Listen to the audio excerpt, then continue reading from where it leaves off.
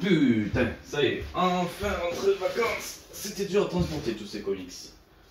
Hey, yo les terriens, ici Sweep et j'espère que vous allez bien. Voilà, ça y est, je suis de retour de vacances. Pendant mes vacances, qu'est-ce qui s'est passé? Eh ben, j'ai croisé des mecs super bizarres. En effet, ces mecs, c'était pas des petits hommes verts, mais c'était des petits hommes bleus. Mais il s'agissait pas de schtroumpfs, c'était pas des petits ortholiens qui jouaient du piano dans la rue. Forcément, j'ai croisé des cris. Du coup, j'ai bu un verre avec eux. Déjà, première info, les cris ne tiennent pas l'alcool. Mais surtout, j'ai discuté pas mal avec eux, de leur culture, voilà, de tout ce qui s'y passait. Donc, vidéo du jour, j'ai envie de vous parler de tout ça. On va parler de l'Empire Kree.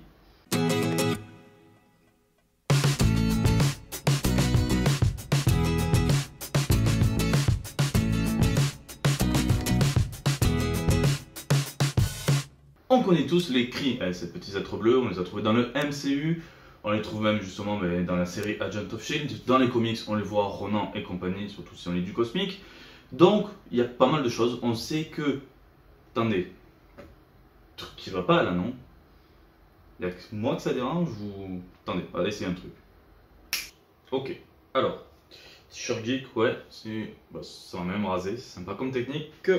Casquette, ouais, et... Qu'est-ce que tu fais là, toi? Bon, c'est pas grave. Ok, alors comme je disais, les Kree, ils sont connus pour surtout deux choses. Quand on parle de Kree, déjà d'un côté, on le dit, ouais, les Kree sont bleus, on le voit partout. On le voit dans le MCU, dans les films, dans les comics, ils sont souvent bleus. Ok, et après l'autre fait que l'on sait, c'est que les Kree sont une des plus grandes puissances militaires de l'univers, tout simplement. Et bien, tout au long de cette vidéo, nous allons un peu démonter ces deux a priori. Ce sont des choses vraies, mais il y a beaucoup de choses cachées derrière tout ça. Du coup, on commence.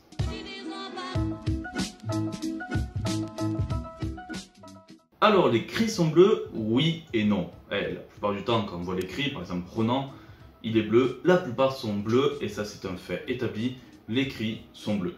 Mais il existe une autre race de Kree qui sont tout simplement les Kree blancs. Et alors, comment différencier les deux, et en fait d'où proviennent l'un et l'autre? Les Kree bleus, ce sont les Kree d'origine, c'était dès le départ sur planète Ala, c'est la couleur de base des Kree. Et du coup, voilà, c'est la couleur de base. Les Kree blancs, eux, en fait, sont tout simplement issus des mélanges des races, tout simplement. Quand les Kree commençaient à conquérir d'autres mondes, d'autres planètes, et bien forcément, des fois, il arrivait qu'un Kree tombe amoureux d'une personne d'une autre race, et lorsqu'ils couchaient ensemble, ça donnait tout simplement un Kree qu'on appelle un Kree blanc, parce qu'il a une peau rose.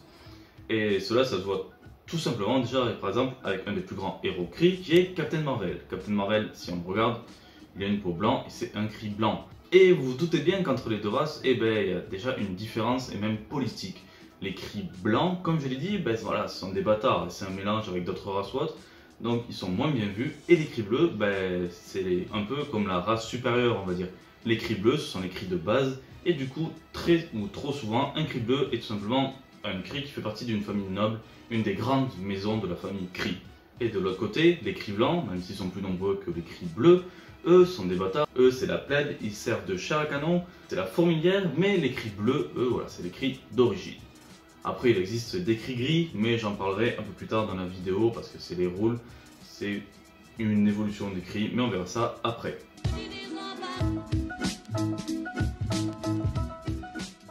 Alors l'Empire Kree est une des plus grandes puissances militaires de l'univers.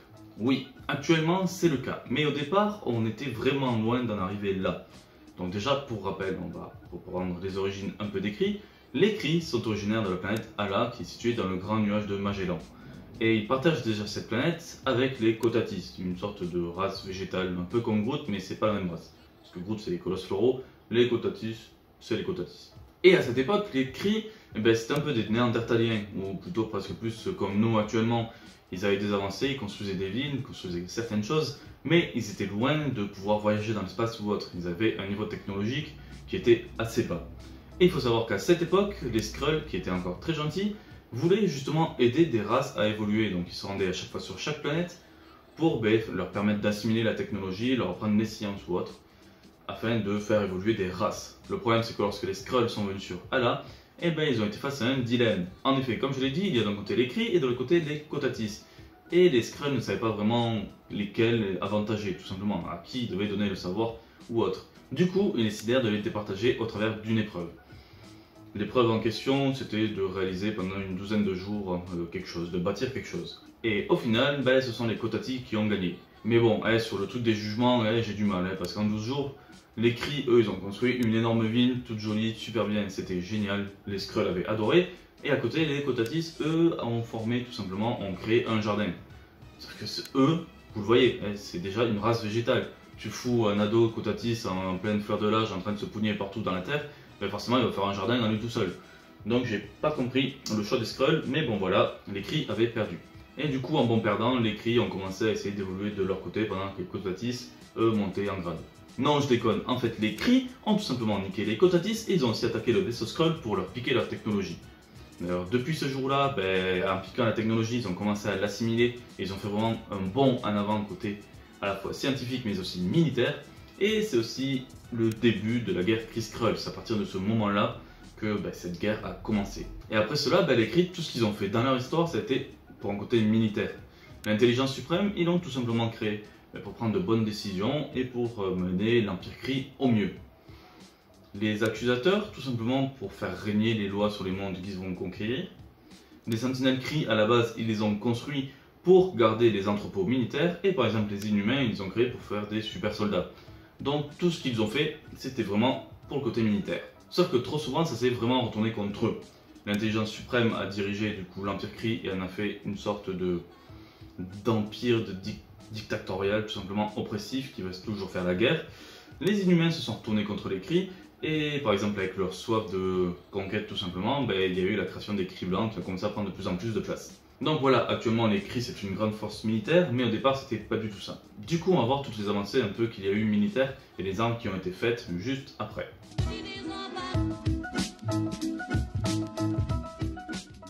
Alors des objets, des armes de la technologie Kree, je vous le dis, il y en a des tonnes, mais vraiment des tonnes tout simplement. Donc je ne vais pas tout vous énumérer, je vais surtout donner les 4, tout simplement à partir sur 4 armes qui sont ultra puissantes. Déjà nous avons les sentinelles Kree qui sont quand même des sentinelles assez balèzes. Tout simplement, elles sont super puissantes, même si au départ elles devaient seulement protéger des entrepôts, elles ont souvent servi à la guerre. Après dans les armes puissantes et surtout un peu artefacts, nous avons les Negabands. Les Negabands, tout simplement, elles prennent l'énergie de la zone négative pour renforcer le porteur des Negabands, afin qu'il ait une super force, qu'il puisse être plus endurant ou autre. Mais les Negabands sont surtout connus grâce à Captain Marvel. Car à un moment, si vous ne le savez pas, Captain Marvel était enfermé dans la zone négative et c'était Reed Jones qui avait donc muni les Negabands. Et à chaque fois qu'il les choquait, tout simplement, Captain Marvel venait sur Terre et Reed Jones échangeait sa place en prenant la zone négative. Donc les Negabands étaient surtout connus pour ça. Par contre, une des armes les plus puissantes et surtout les mieux maîtrisées au niveau de l'arme écrite, c'est l'arme universelle. Cette arme, il s'agit tout simplement des marteaux des accusateurs, donc on le connaît très bien par exemple avec Ronan. Pourquoi elle est puissante? Tout simplement parce qu'elle maîtrise l'énergie cosmique. L'énergie de la zone négative c'est un truc, l'énergie cosmique c'est encore au-dessus. Et du coup ça permet aux accusateurs d'envoyer des rayons d'énergie vraiment puissants, de générer aussi des boucliers, d'améliorer leur capacité et leur force. Donc de base pour une arme contrôlée, c'est la meilleure arme Kree, l'arme universelle. Mais je viens de vous dire arme contrôlée, parce que l'arme la plus puissante au sein de l'Empire Kree a été utilisée une seule fois et ça fait beaucoup de dégâts, il s'agit de la bombe terrigène. En effet, si vous vous souvenez bien, je vous ai souvent parlé de l'événement War of Kings, avec une brèche à la fin qui est créée à cause d'une grosse explosion. Cette grosse explosion, c'est dû à la bombe terrigène qui, en plus de péter une bonne partie donc des vaisseaux Shi'ar et Kree de chaque côté, sa puissance était tellement colossale qu'elle a tout simplement brisé l'espace. Au point de créer un accès derrière pour le cancerverse. Donc là c'est vraiment une arme capable, pratiquement si on conçoit le fait que ça blesse l'espace, elle est capable de blesser une entité. Donc c'est l'arme la plus puissante mais la plus incontrôlable au monde. Voilà à peu près les 4 armes les plus puissantes qu'on peut retrouver au sein de l'Empire Kree.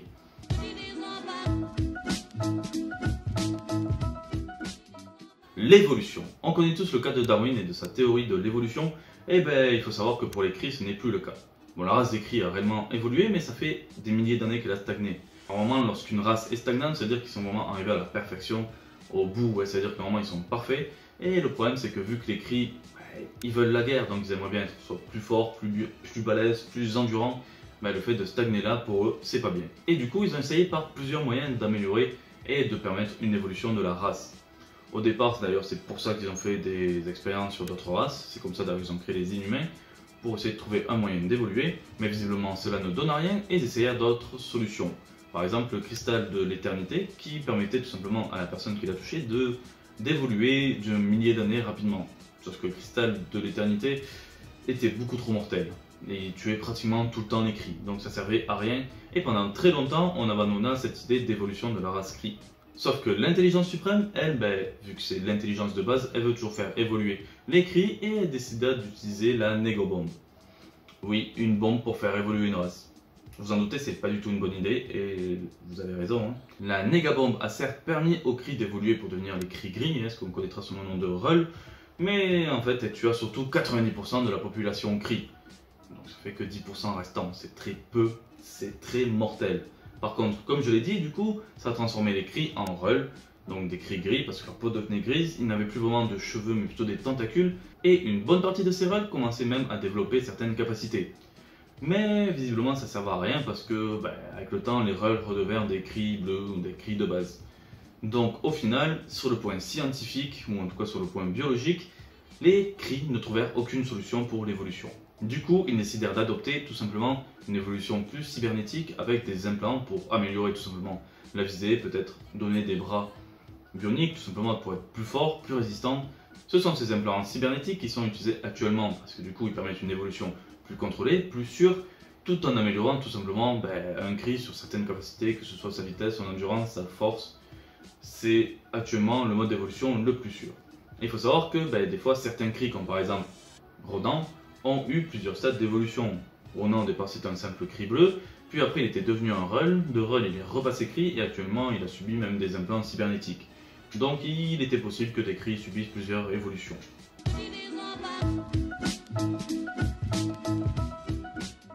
Je vais vous parler justement d'évolution et de pouvoir, et il faut savoir quand même une chose, c'est que les cris, ou certains cris possédaient quand même déjà de base un pouvoir appelé le 7e sens. Alors ce pouvoir était très puissant, déjà il permettait la prémonition, on pouvait voir le passé comme le futur, et surtout il avait un très grand pouvoir en tant que contrôle mental. Il était extrêmement puissant. Et le truc avec ce pouvoir, c'est qu'à la base il était exclusivement féminin. Et d'ailleurs il ne touchait qu'une cri sur 100 000.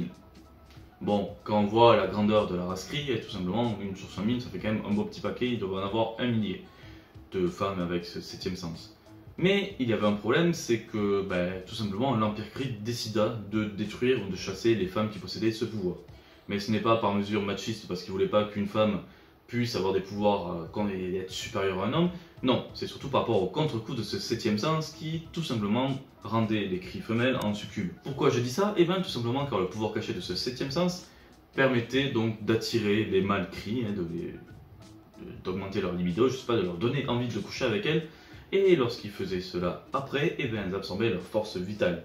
Donc forcément, c'est dur parce que du coup tu tues tes hommes. Par contre, chose assez surprenante, ça me paraît bizarre qu'ils aient pas essayé de créer un petit harem de 5 femmes pour lesquelles ils sacrifieraient de temps en temps des hommes afin de voir des prédictions du futur. Vu qu'ils sont très militarisés et qu'ils veulent tout conquérir, c'est toujours un avantage d'avoir ce genre de pouvoir. Mais bon, ils ont décidé de les chasser, enfin au départ de les chasser, maintenant tout simplement ils suppriment le pouvoir à l'intérieur, donc par la génétique.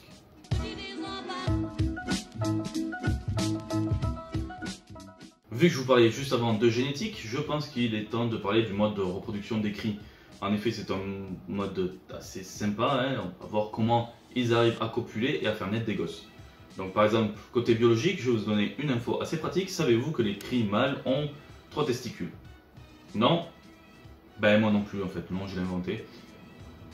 C'est peut-être vrai ou pas, je sais pas, ça n'a jamais été montré. Bon, passons. En fait, non, côté génétique, là où je voulais en parler, c'est surtout des naissances d'êtres cris, enfin des naissances cris de base. Parce que, tout simplement, une info qu'il faut savoir, c'est qu'une naissance sur 2 sur le territoire cri est due au clonage. Au départ, c'était parti d'une bonne intention, lorsque des personnes ne pouvaient pas avoir d'enfants parce qu'un était fertile et l'autre non, et du coup, avec leur gène, ils créaient leur propre enfant. Et avec le temps, ils eurent surtout l'idée de créer leur propre héros, ou plutôt de reprendre les gènes de héros pour pouvoir les cloner. Je pourrais vous dire que c'est le cas de Janice Vale, qui est normalement l'enfant de Marvel, mais de 1 déjà ce n'est pas un clone, on a pris l'ADN de Marvel et on l'a remis dans la femme actuelle de Marvel, donc pour qu'elle donne naissance à Janice Vale, et surtout c'est même pas l'Empire Kree qui a fait ça, c'était Mentor de Titan. Mais voilà, une bonne partie des naissances de l'Empire Kree sont dues au clonage. Par contre, le clonage a un petit problème, c'est que si on utilise trop souvent une cellule souche, petit à petit elle va perdre en puissance et on ne pourra pas faire assez de clones. C'est pour ça d'ailleurs qu'ils ne peuvent pas trop cloner un même héros parce qu'avec le temps, tout simplement, ils ne pourront plus le faire. Donc autant cloner de temps en temps. D'ailleurs, petite information sur le clonage, l'Empire Kree a réussi à trouver un système temporel ou autre afin de faire évoluer un bébé rapidement, afin qu'en une journée, on ait au début un bébé et à la fin un adulte. Chose qui est assez pratique pour la guerre.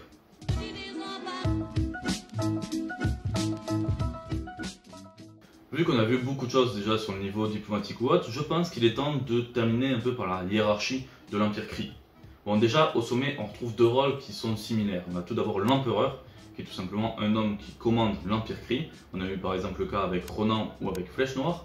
Et en parallèle en fait on a l'intelligence suprême, tout simplement.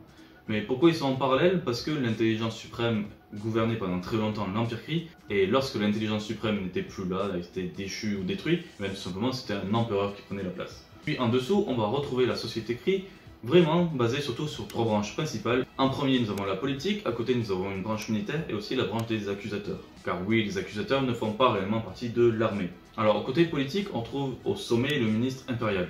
Déjà normalement quand on parle de ministre impérial, on se dit tiens c'est le bras droit du coup de l'empereur ou de l'intelligence suprême.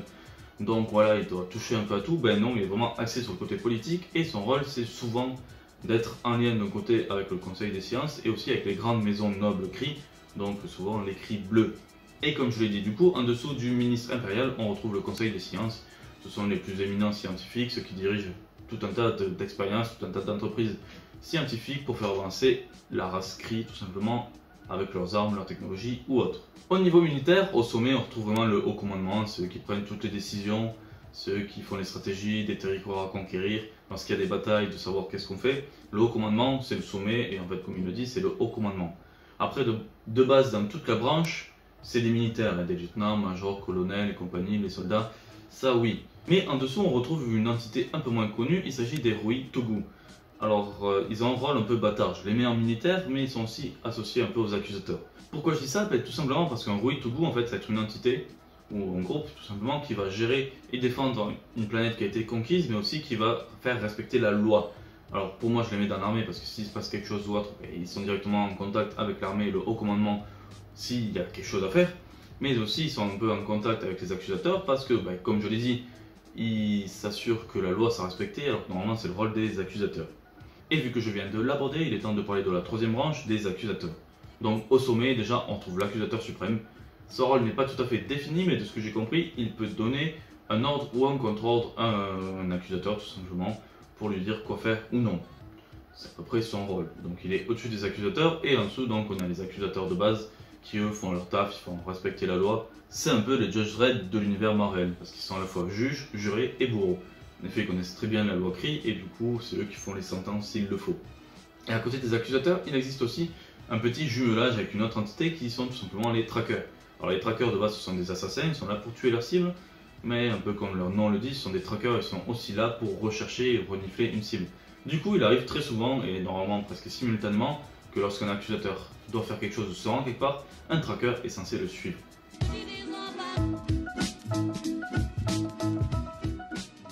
Et un petit bonus du coup pour vous la péter en société, même si avec tout ce que je viens de dire déjà vous allez avoir pas mal d'informations sur les Kree à raconter, je pense que je vais vous parler des différents grades qu'on peut retrouver dans l'armée Kree par rapport à un code couleur. Si par exemple vous voyez un Kree avec un costume blanc et gris sur le côté, il s'agit tout simplement d'un lieutenant. Si il a un costume blanc et vert, tout simplement c'est un capitaine. S'il est jaune, ça va être un major. S'il est bleu, c'est un colonel. Et s'il est rouge, c'est un général. Mais bon, déjà, j'ai trouvé cette info partout sur internet, mais j'y ai mis quelques suppositions. Parce que déjà, de base, on le sait, on voit tout le temps des Kree, des soldats Kree en blanc et en vert. Donc ils seraient tous capitaines. Donc soit ils sont super bien payés et je signe directement pour rejoindre l'armée Kree, soit sinon ils ont une vision différente de nos grades militaires et le grade de capitaine serait le grade de base. Et c'est pour ça que le grade de lieutenant serait un peu le sorte de soldat en formation, vu que je n'ai jamais vu de Kree avec du gris, tout simplement. Mais voilà à peu près les 5 grades qu'on peut retrouver au sein de l'armée Kree. Donc voilà, c'était tout pour aujourd'hui. J'espère que cette vidéo vous aura plu. J'essaie de la faire la plus complète possible avec pas mal d'informations. Mais du coup, elle a été assez longue. Donc merci si vous êtes resté jusqu'au bout. Juste merci, ça fait super plaisir. On est déjà plus de 300 sur la chaîne, je crois que même maintenant on est à 330, donc c'est génial. Merci à vous tous, et n'hésitez pas à mettre en commentaire s'il y a des informations peut-être à rajouter sur l'écrit, ou aussi si peut-être vous avez des questions tout simplement pour que je vous y réponde et vous donner d'autres informations s'il le faut. N'hésitez pas aussi à me mettre un pouce bleu si vous avez aimé ou à partager la vidéo. Sur ce, voilà, ciao tout le monde et à la prochaine.